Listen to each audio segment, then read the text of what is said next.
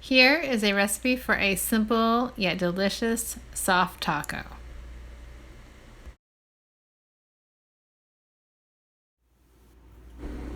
After adding oil to the pan, we will add the minced garlic, about 3 cloves.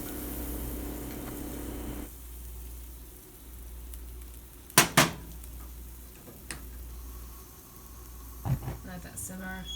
You just want to make sure the heat is not too hot so it doesn't burn right away. Then after that is browned, then we will add the green pepper.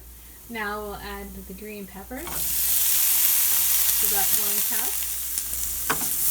Now that we have the house smelling nicely, we'll add some of our carrots, about 2 cups, so we'll add just about half of that.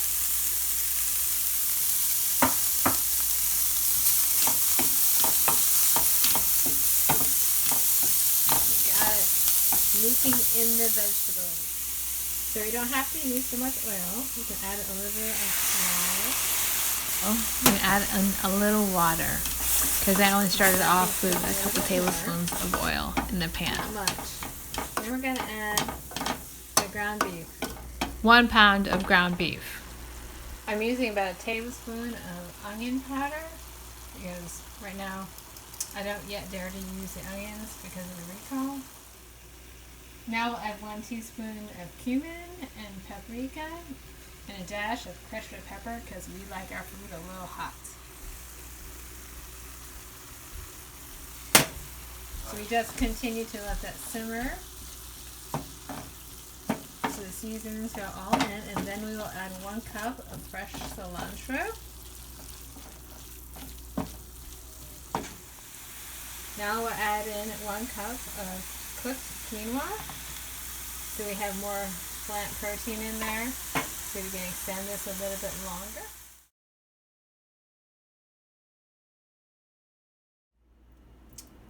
We added some cabbage for some crunch and some tomato, and then of course we'll add a little salsa on top. So voila, it is. Wrap it up and you got a soft taco or an enchilada.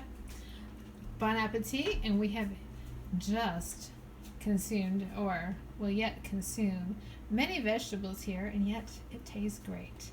Enjoy. Okay, I'm going to try.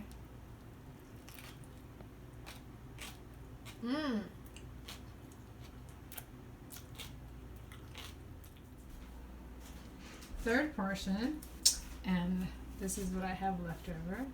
So extending it with a vegetarian source like lentils or quinoa is fantastic, and adding vegetables in it increases our vegetable consumption and tastes great.